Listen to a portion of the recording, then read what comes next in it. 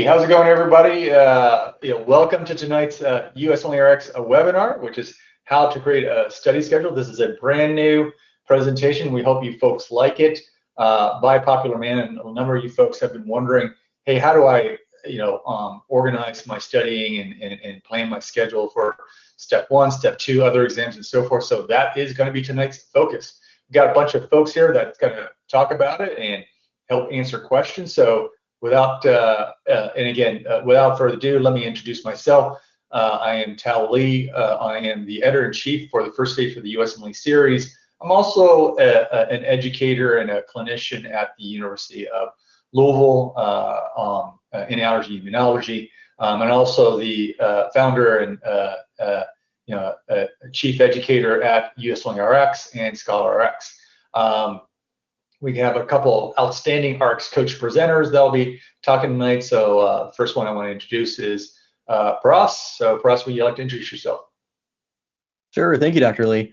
Hey guys, my name is Paras. I'm a current dermatology resident here in Dallas at UT Southwestern. And I'm also an Rx coach with USMLE-Rx, so I work one-on-one with students to help prepare them for the USMLE Step 1, Step 2 CK as well, and I'm happy to help with tonight's session.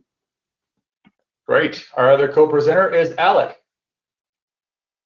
Hey everyone, my name's Alec. I am a orthopedic surgery resident at Thomas Jefferson in Philadelphia, and I also am an Rx coach doing the same thing as Paras, helping students get ready for the Step 1, Step 2 exam, and excited to help out with tonight's session.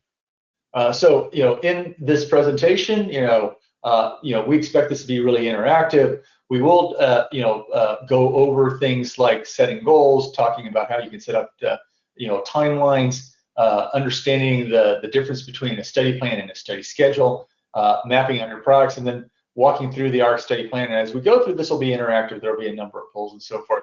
We also have a special raffle and offer at the very end where you can save, a bundle with while getting outstanding learning and prep resources from USMLE-Rx, and then we'll have opportunity for Q&A, at the very end. So a lot to cover, a lot to do, and again, if you stick around, you might be able to get a very special raffle offer that includes USMLE-Rx 360 plus. That's our question banks, videos, and flashcards, as well as our bricks, which is a fantastic learning resource to get you through med school and also to help you prep for exams. And as well as some Rx coaching sessions. That's the part of the complete Rx coach package. So we'll talk more about that when we get to the raffle. All right. So now we want to talk about the first step, which is setting a realistic goal. So we'll hear from Pras and Alex about some of that. So so the first question that often comes up and gets addressed by our coaches is, what qualities comprise a good goal for step one or another exam? Hey, Dr. Lee, this is Paras. I can get started. I think usually things that comprise a good goal are things that are somewhat more finite.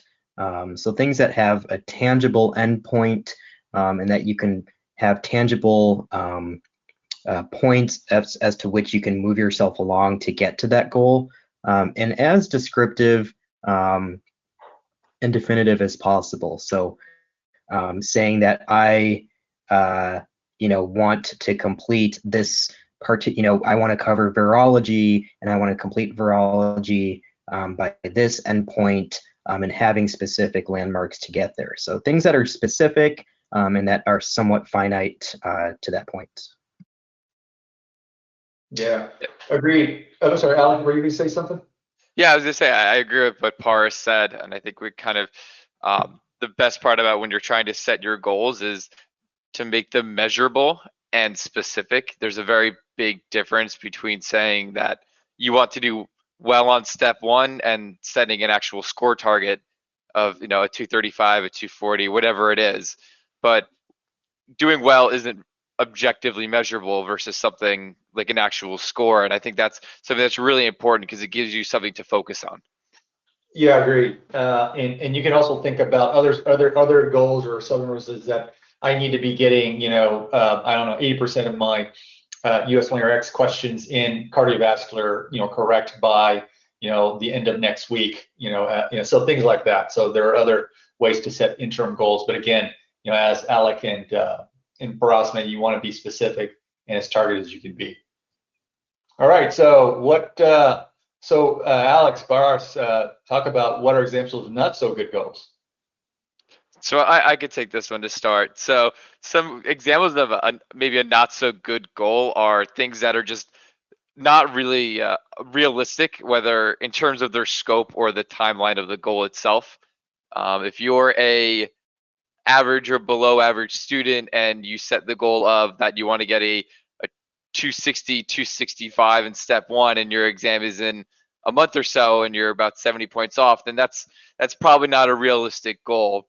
Or even with studying, if your goal is to do 80-year-old questions a day and you've never done more than 40, then that might not be the most realistic goal either, because that's a lot more than what you're used to, and it could be difficult to achieve that.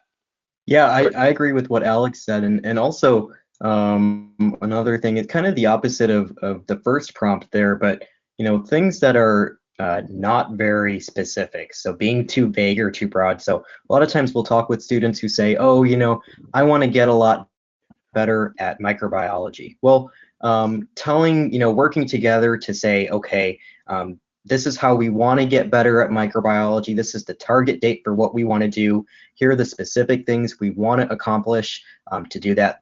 Getting as specific as you can and creating those timelines, like Alec was saying, is a lot more specific and more realistic rather than just being very broad and vague. Very fantastic. Let's go on. Hold on. Oops. So let's talk about frequency. So how frequent should my goals be? So Baras, Alec, you want to take a gander at that? Sure. Yeah, I think goals really should be, when we're talking about step one studying and preparing for that, we really should have goals outlined to at least an appropriate time frame. So a lot of times when we're talking about dedicated study time, we are doing things on a daily basis. So we should kind of have an outline of, okay, I want to get through these many questions today. I want to review these many questions today. But it's also important to keep the long-term spectrum in mind as well. So by the end of this week, I want to be done with these sections or these topics. My exam is in 1 or 2 months, so how are we going to prepare things on a monthly basis as well? So that, we really should be planning out on a daily basis as well, but also keeping in mind that we need to longitudinally plan them out as well. Yeah, and I totally agree with what Par said. Personally, I like to set goals for both a daily basis, monthly, and then depending on how far out the exam is, 2, 3, 4 months, and kind of building off of that. Just 'cause I think that helps you keep focused on what you have to do every day, but also not lose sight of the big picture, and kind of go from there. Very fantastic. All right, let's keep going. So how do I, what do I do if I cannot reach the goals, deadlines that I've been setting? So I think if you're unable to reach the goals or the deadlines that you're setting, then the first thing you have to do is to kind of reflect on what are the reasons you're not meeting those goals. Are the goals too ambitious? Are you trying to fit too many things in to your day? Or are you finding yourself maybe getting distracted a lot, and do you need to maybe set some boundaries or really hunker down and focus on studying to make sure that you're getting everything done? Or do you need to kind of seek some outside help? If you're trying to score higher and you feel like you've been stuck for a while, that's where kind of something like this, art serves are really helpful, where you can kind of have some, from an outside view, kind of troubleshoot with you and kind of work on things that might be tripping you up. Yeah, I think Alec hit it on the head there. I really don't have too much to add. I agree completely. Either the goals are unrealistic, or the goals are attainable, and we just need to work together to get hunkered down and try to reach those goals. Or maybe you need someone else to help get you to that point as well. So I agree completely completely with what Alex said. So hopefully tonight's session can shed some light for those people out there. Yeah, and I would say that it's very common, obviously, initially when you're setting goals to for them that to be potentially off the mark, right? Because number one, you're trying to get better setting goals, and number two, you're also learning about yourself as you go through the process. But hopefully, over time, and as you get more experience with goals, these these issues will improve, and so hopefully, so you're always looking for progress. So hopefully, that's trajectory you can move on. All right. Fantastic. Thank you, guys. All right, so we are now at our next poll here, oh, here's an additional question that I'll put out to Alex Barras came through the crowd here, and Sean's asked me to kind of ask you guys. So what if as a learner my percentage is not going up after a study period? Do I need to change my plan? How do I adjust? Barras, Alex, any thoughts there? So I think that whenever I talk to students about their percentages and how things are going, it can be really frustrating. You're spending all this time and you're studying a lot and the score isn't moving the way you want it to move. But the thing I think that's important to kind of recognize is, there could be different reasons you're missing the question, and part of that is going to be to figuring out why you're missing the question. Are you missing it because of a content problem, because you're missing material when you're reading the question? So really try to reverse engineer like why you're getting the question wrong is going to help you figure out the best way to move forward. Great. So basically some internal analysis. Ross, any additional comments? Yeah, I agree with what Alex said, and I think at the end of the day, this is a very longitudinal process. So I think a lot of times when students will have a bad session, or they'll do a block and maybe they won't get the score they like. Realizing that it's a longitudinal process, and our goal is to get you and for you to be where you want to be, for step one. And so it's not necessarily a bad thing. It's good that you're understanding that, hey, this isn't the score that I want. What can we do now to get me to where I want to get to? So it's good that to be doing that reflection and just having that care to want to improve your score. So it's a long process. It is a marathon. So but everyone seems to be caring about how they're doing, which is a great thing. So great.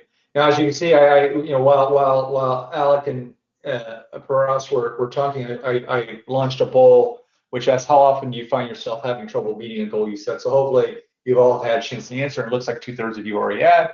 So I think that's enough data. If anybody wants to slip in a vote, that'd be great. Looks like a couple additional ones are doing it. So let me go ahead and close the poll and share the results here. And so it sounds like there are challenges sometimes with goal setting and so forth, right? 27% of you say most of the time, 40% say frequently, and 30% say sometimes. And only a handful of you folks are seem to be really nailing it. So this is a common issue, and this is where our coaches can really help you manage that challenging situation. All right, great. Let me go ahead and get back to the presentation. Now let's get to step 2, which is setting realistic timelines.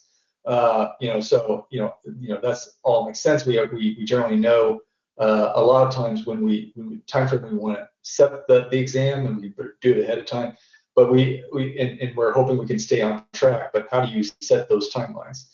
So let's get into it. All right. So the first question is, something that you might want to consider for yourself, and how an Rx coach can help you is, what are the main factors considered when trying to set a realistic timeline? So for us, Alec, would you do that? Yeah, so I think first, obviously we always ask, when is your exam date? And then also, how many hours in a day can you contribute to studying? So this is purely a dedicated studying time.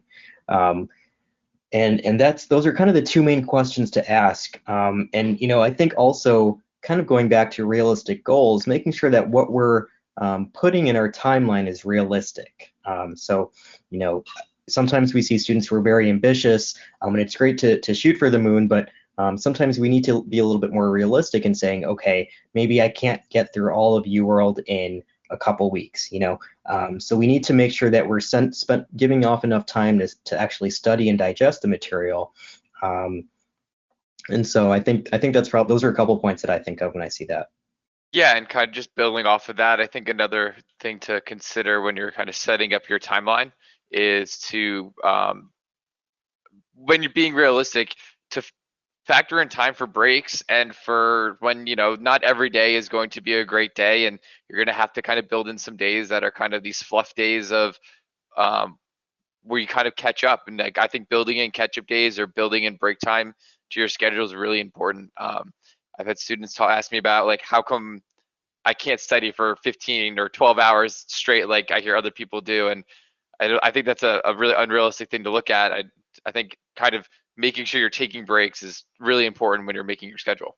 And I would add as a corollary about that is you also have to manage the risk of burnout, right? If you are, especially if you're dedicated or as an IMG, perhaps you have more time off, or if you're not, in an occupation or a job, it's easy, or there's a risk that the preparation regimen is so intense that you start to eventually lose concentration or whatnot, because you're not giving yourself enough opportunity to recharge, rest, relax, let your mind recover, be able to process, right? Because cramming, well, obviously you're not obviously cramming, but constant studying, constant intense, self-testing, while obviously good, in short periods, like I said, it does wear and tear. So you do have to keep that in mind, especially as you're trying to manage to a peak, right? When you want to obviously peak at the right time. All right. Thanks, Alex Paris. Let's go to the next question. Here's another question that often comes up, and we hear, and the RX coaches deal with this quite a bit, which is, hey, I see my classmates are doing more or less, or doing this or doing that. Am I doing anything wrong? And should I be doing what they're doing? What's the right thing to do? So, what do you guys say? So I think this is something that happens to everybody. It happened to me when I was studying for step one. My best friend would be like, "Oh, I studied for 14 hours today," and I'd be like, "I only studied for 10. Like, should I go study more?" But I think that's where you really have to kind of look at your plan and kind of know yourself. When you get to your dedicated period, that's not the time to kind of throw out everything you've been doing the last couple of years in studying. That's really when you should be relying on what you've been doing as a base. And if you know, like, this is that, a certain hour mark is like how long you can be effective studying for, like, then trust that what other people are doing, or at least they tell you they're doing, kind of deter you from what you think is best for you. Because again, everyone's different, and 12 hours of studying might really be 8 hours with 4 hours of break, and it's got to kind of keep your eyes on your own lane. Yeah, I great thoughts there, Alec. I agree, and everyone is different. Everyone takes different amount of time to learn and digest the same material. And however much time it takes you to do that, it's really about yourself, and really shifting away from the focus of what are other people doing, what resources are other people doing, and really just focusing on yourself and how can you achieve those goals that you set for yourself. So really tailoring this to you and really just focusing on yourself, and this is your journey, and not worrying about what other people are doing as much. Yeah, no, agreed. And a lot of it comes to, like, again, as long as you do proactive planning, and build in, the right reality checks, and and you're meeting your goals, then your schedule is working. And again, everybody's individual lives, right? Nobody's the same. So just remember that there is no one size fits all. All right. let's go on to the next questions. So in terms of timelines, what other factors, what other things should I consider in terms of developing that time? Or do you get any other circumstances that are common to the students and physicians and graduates that you mentor? Yeah, I think one thing is, when we're a lot of times when we're working with students and they'll send us what their draft of what they have as a timeline. A lot of times we end up reminding students, hey, it's every day each week we can't just be learning new material. We need to go back and review some of that old material, and we need to set aside time to review that because all those biochemical pathways you learned 5-6 weeks ago, those are going to start to get fuzzy 6 weeks later. So we need to build in review time. And so there's a lot of other extraneous factors. I think Alec may talk about some other things as well that really to consider when you're creating those timelines. Yeah, absolutely. And I think the other thing that's really important is to build your schedule out and kind of make your plan with the practice test in mind.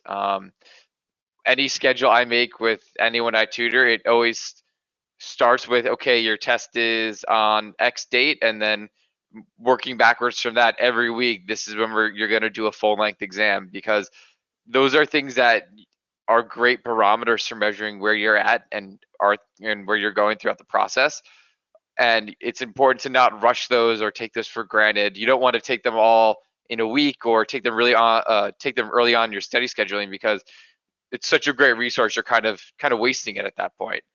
And then the other thing to consider is kind of talking about with burnout is scheduling time to see family and see friends. Yeah, actually, and I don't know, this is actually, I can't remember, I don't have all the questions in running, but this might be an interesting question here, which is kind of follow up to Alec, what you were just saying.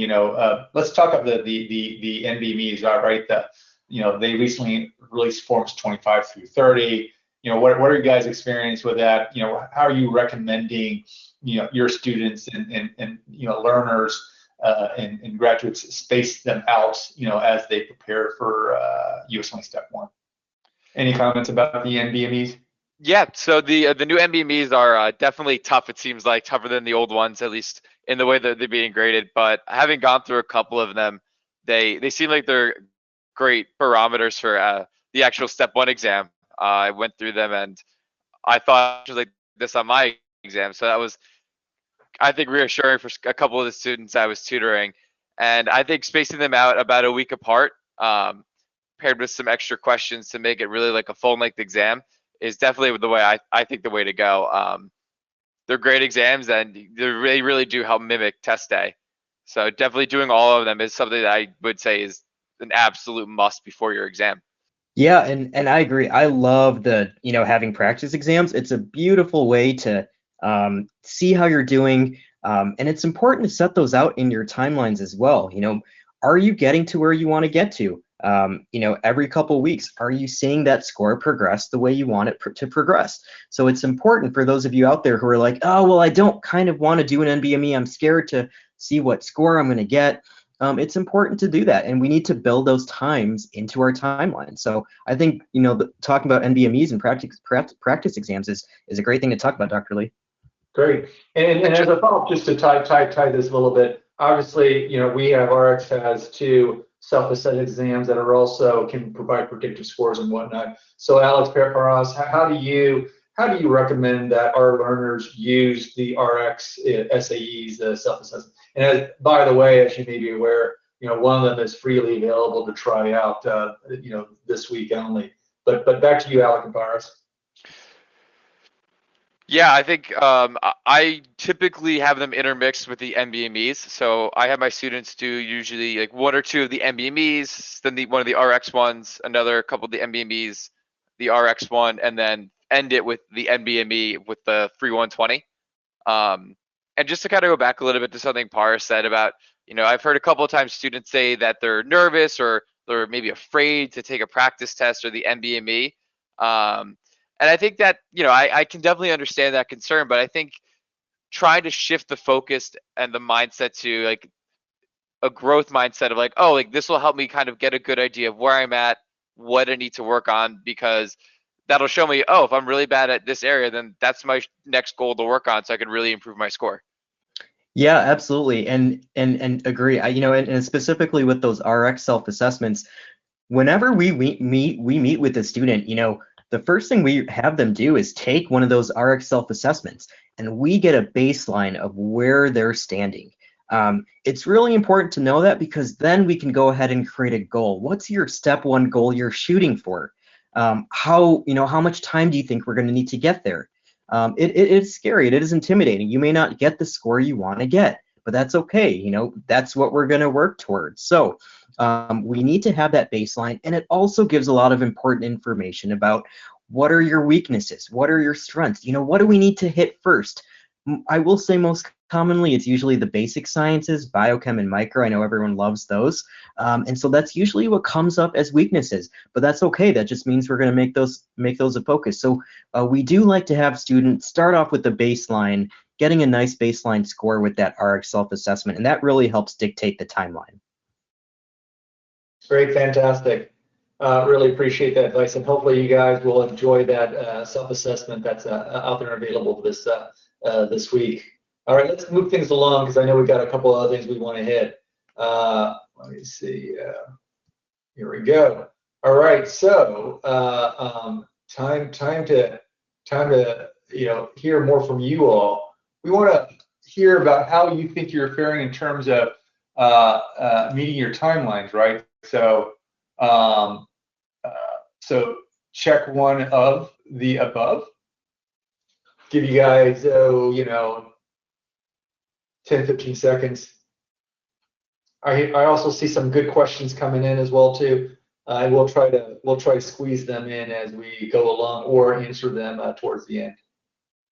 All right, looks like most of you guys have voted. I'm going to go ahead and close the poll here and share the result here.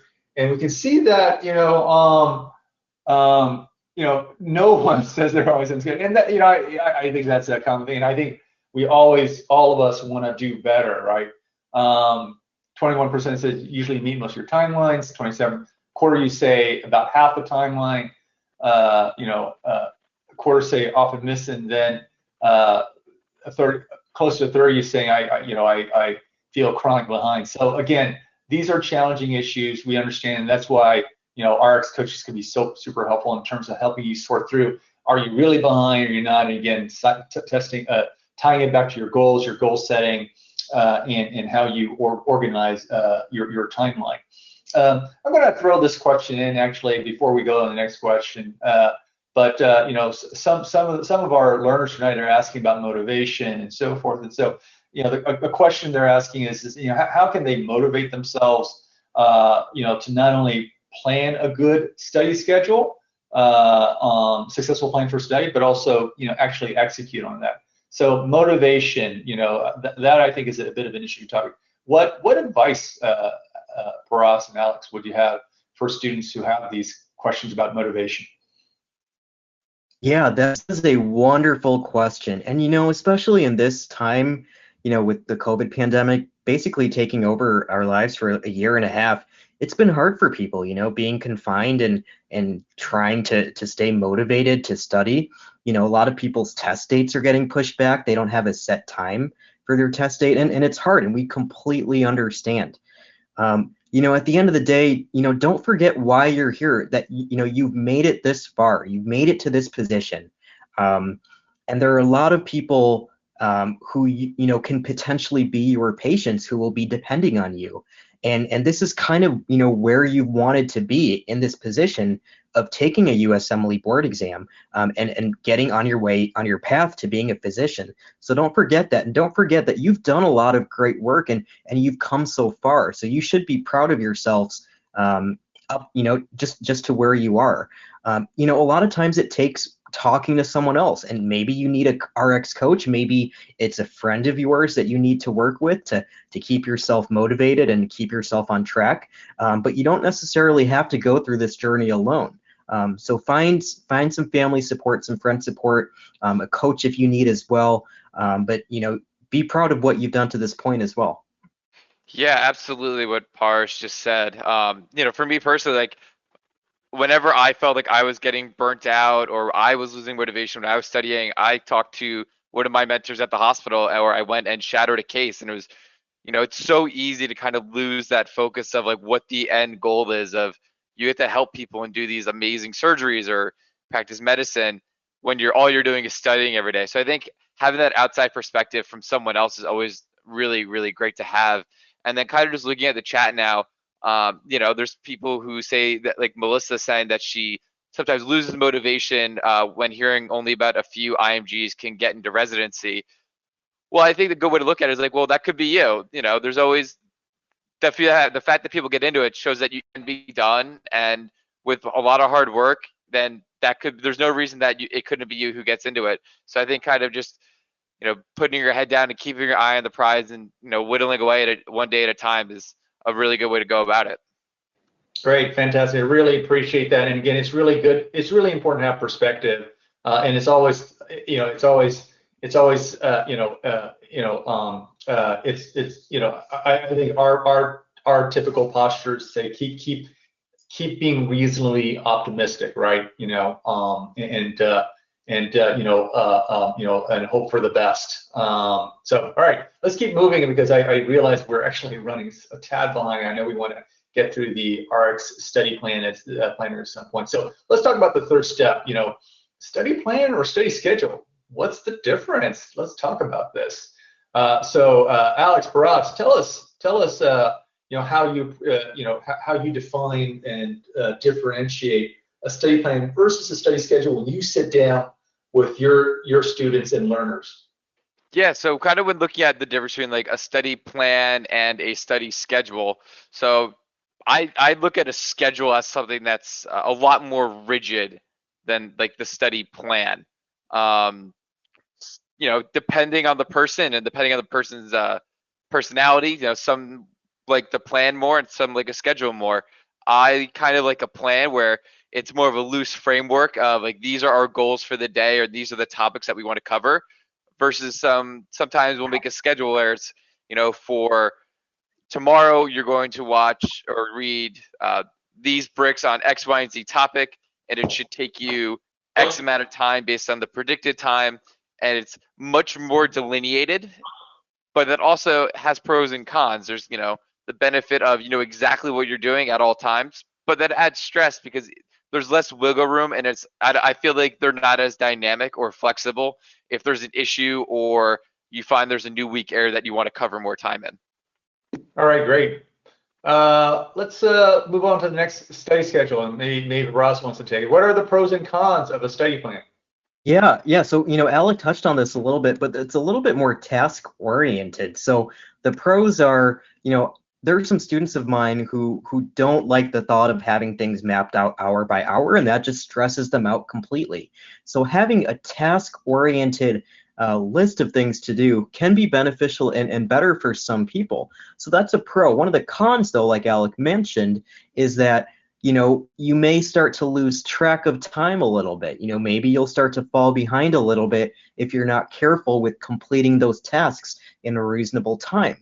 So that's one of the cons of a study plan is, how does this going to fit into the grand timeline and the grand scheme of things? So it's important that if you choose to go with the study plan, that we kind of talk about that issue as well. Great. That's fantastic. All right, and then the pros and cons of a study schedule. You want to go back to Alec on this one, or do you stick to Ross? Who wants to jump in?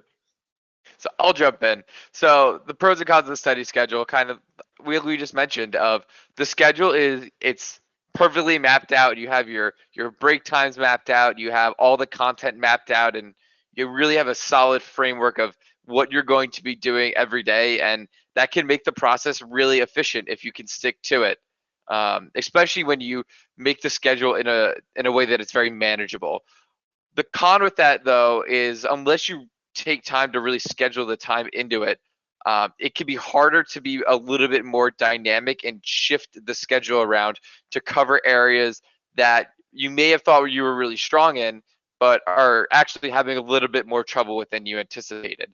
So maybe instead of needing to spend 3 hours on cardio physiology, it's taking you 4 hours or 5 hours. And you don't want to get into that habit of, well, I only gave myself 3 hours, so I'm just going to cut it there. Because you really want to be able to get through everything and understand it. Great, thanks. All right, let's keep moving on. So, when it comes to choosing, how do I know which is best for me? Yeah, I think, some people may know right off the bat and they say, I need everything broken down hour by hour. Some people may say, you know what, I just need a list of things to do. I think what might be helpful for those students who don't know is think back to another time when you had to complete something, whether it was, all the things you needed to do to get into medical school, the essays, the entrance exams, or even something non-medical related. Did you have a lot to plan for your wedding, for other events like that? When you had something like that and you were successful, what did you do? Did you have a task-based list and you're like, I need to do this today, I'm going to accomplish this task today?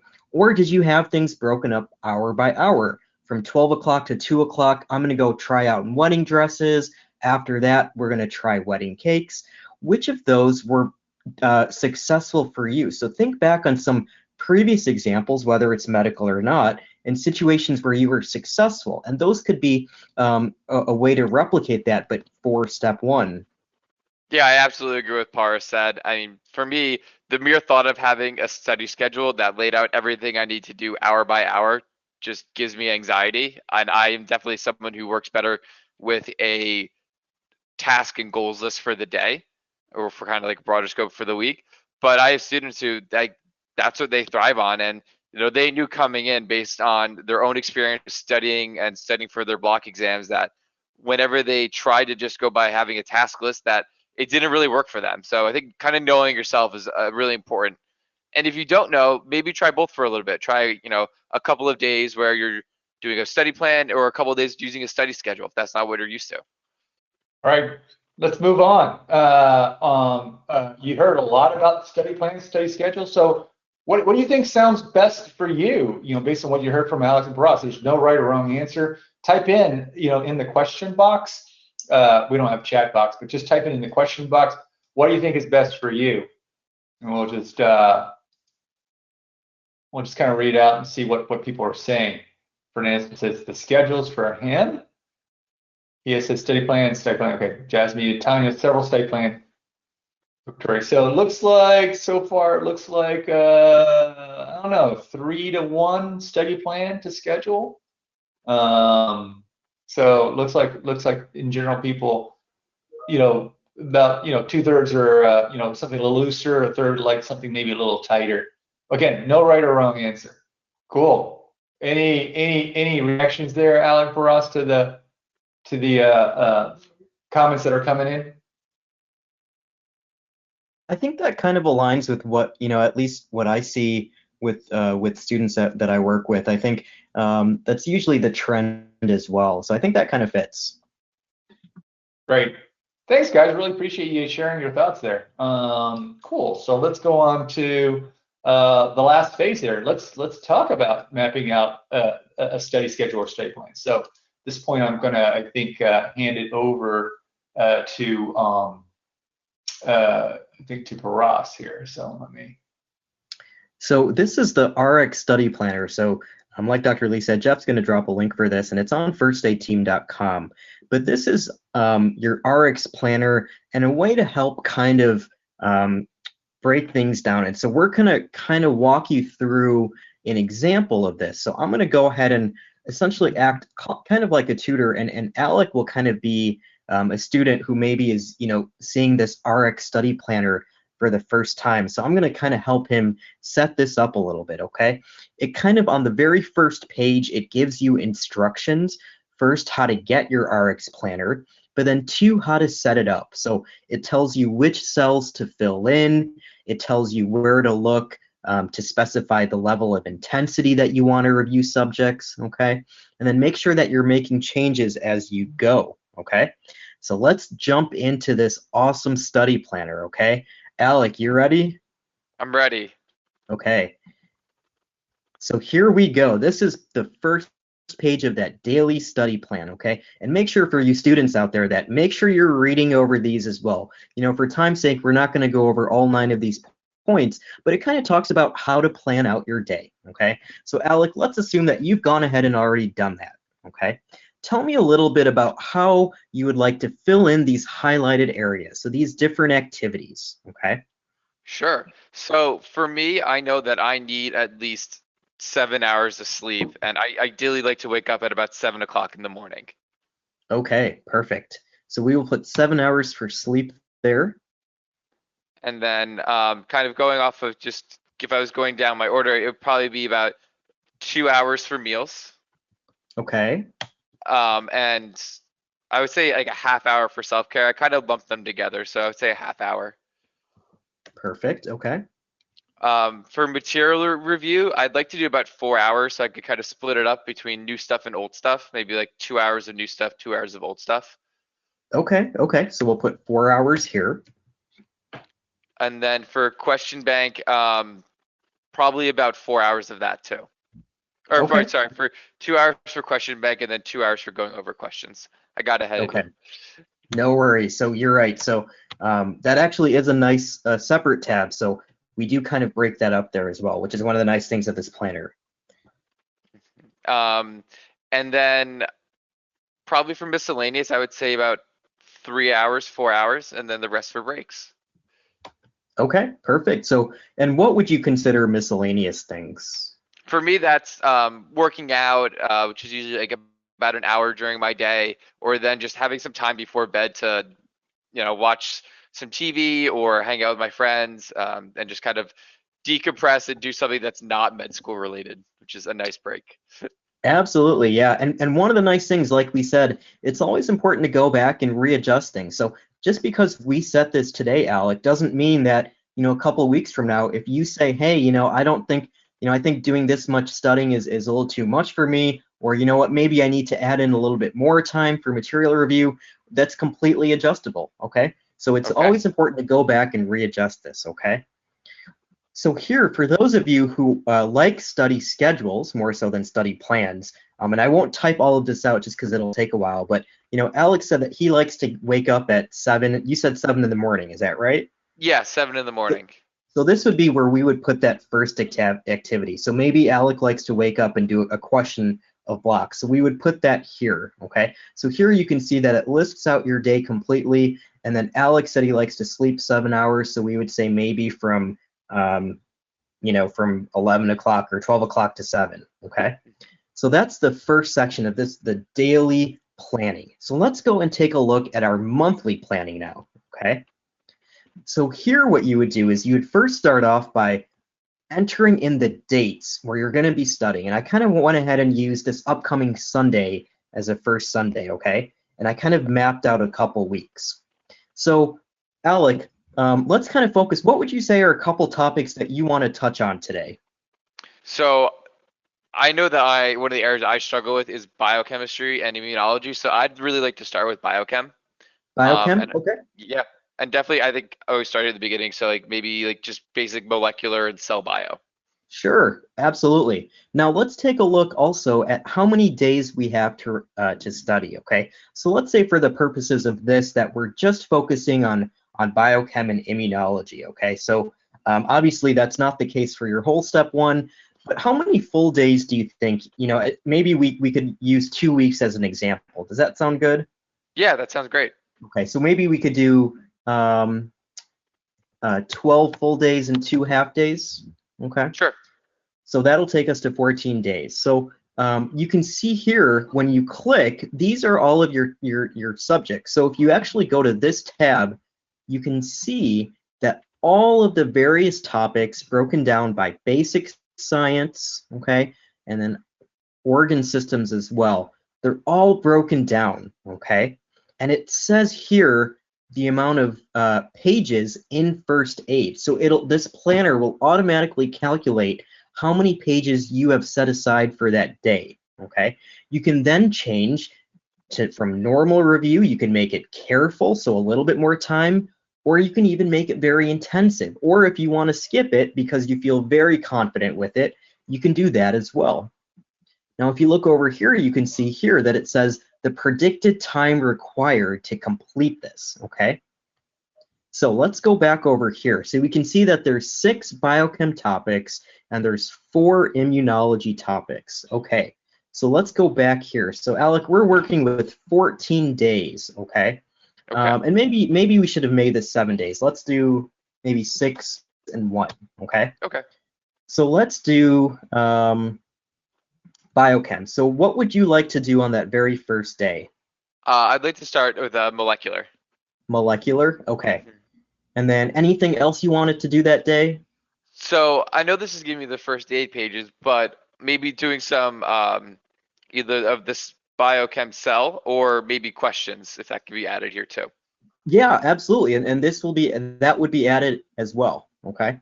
So let's say for first day topics, we'll add those there. So what about the next day? Genetics and nutrition. Okay. And then what about the next day? Metabolism, and I would need a whole day for that because Sure. I'm awful at it. No worries. So, okay, so that would be metabolism. Okay. And what about this day? So then all that would be left then is the lab techniques, and then I think that would be kind of it. I don't think I would need too much more for biochem. Okay, and would you want to jump into immunology on this day, or would you want to wait till Thursday? I think I would jump into immunology then, because biotechniques or lab techniques is a pretty short topic area. Yeah, I think that's fair. So any of those immunology topics you'd like to cover on this day? Probably lymphoid structures. Okay, lymphoid structures. And then what about the next day on Thursday? So then I would do cellular components for the Thursday. Okay. And the immune response for Friday. Okay, perfect. And then maybe immune suppressants on Saturday. Yes, for the half day. If I can click that. So hopefully you guys at home are able to see that you can actually enter in the specific topics. And when you enter in how many days you have, how many half days you have, it will tell you roughly how many hours per day it will take to do that. And depending on how many days you set aside, the study rate or pages per hour will also change. And this also depends on what you put here, okay? So how much time did you set aside to do that, okay? So all of these things kind of work together to create this study plan. Does that make sense for you, Alec? Yeah, that sounds great. I think this is actually really helpful. I wish I knew about this when I was studying. Absolutely, me as well. Hopefully this was helpful for you guys out there who had seen this RX study planner online, weren't exactly sure how to use it. Hopefully this was we were able to break it down for you a little bit, and so you can use this when you go home. Here, just for those who had asked about this, these are also this is how organ systems are broken down, okay? And then so on a daily basis as well, there are, let's see if I can scroll all the way down. I would add, for example, number of questions. So this is kind of, I think, what you were getting at, Alec. Let me say, we'll put, let's say 40 here. Or, I think about 2,000 questions, okay? And then how many questions did you say you wanted to do a day? I would want to do about 40 questions a day. Okay, so this is a little bit skewed because we kind of set our study schedule for 2 weeks. So let's maybe make this a little bit more reasonable. So maybe about 400 questions. Let's say that's how many questions you have in your QBank, at this point. So this will tell you about how many questions you need to do a day, okay? And it's also factoring in what you put here, time for going over questions and time in your question bank, okay? So you can see here, if you had 400 questions left and you set aside 14 or maybe 12 full days and 2 half days, it will tell you how many questions you need to do per day and how many hours it'll take you to do that block, okay? That's not counting the review time, but that is counting the question time, okay? So you can see here, you can literally input everything you need in terms of questions to do, first aid concepts to do, and these are always things that can be changed in the future, okay? So this is not a static planner. As Alec mentioned before, this can be dynamic, and that's a very important word to use, okay? So Alec, any questions on this? No, this looks great. It sounds like a really Awesome. good planner. Perfect. So Dr. Lee, I'll hand it back off to you. And then are there any other questions maybe that have popped up in the question box for Alec or I? I don't see any questions really popping up here, at least in the, hold on, there are. Hold on, let me see.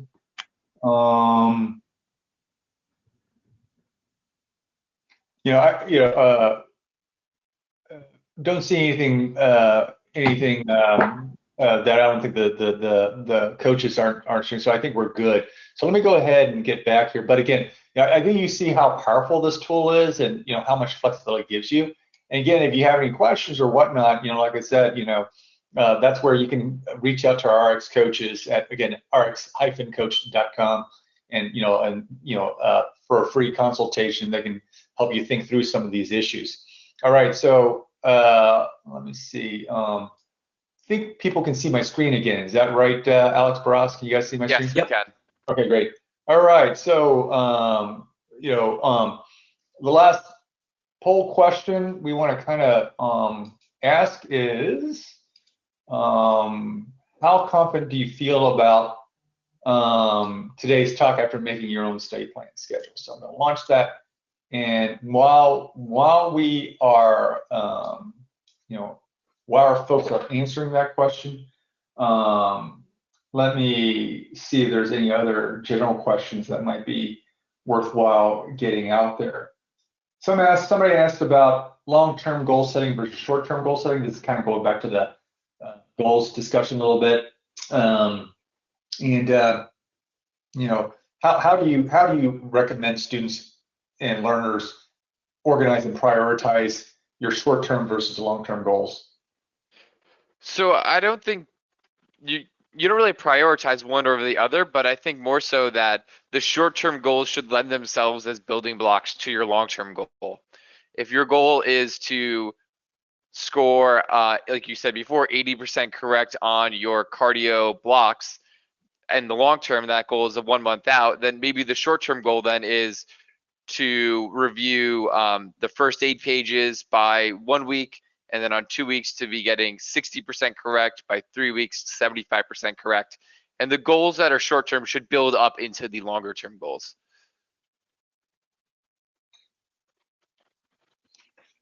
Great, fantastic, and that makes sense. These goals should be cumulative.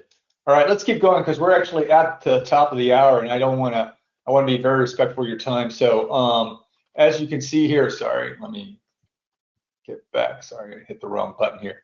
Let me close the poll and share, and say that it looks great. Looks like some of you guys are confident, and a big chunk you think you could create one. Others, could create one, but maybe need a little help, and there's some folks that need a little help, which is fine. And that's what we're here for. So we're glad we can help here. So let me hide that and poll, and again, just talk a little bit about RX Coach, and again, Jeff can drop the link to how you can get to a free consultation in the chat here. But the RX Coach is a service of USMLE-Rx and was also created by authors of First Aid, and it includes a 160 question assessment, personalized study plan, a really high individualized one-on-one approach. You saw how Paras was modeling that with Alec as a potential student. All of our coaches go through a rigorous certification process. You get access to RX 360, that's our question banks, our videos, flashcards, as well as RX Bricks.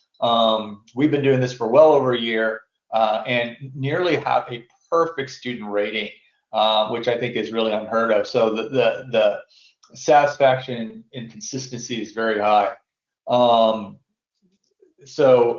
We also can be reached in other places, like in addition to rx-coach.com, we can be reached at Facebook, firstaidteam.com, and through Twitter, Instagram, and YouTube. So keep that in mind, that we're available for you.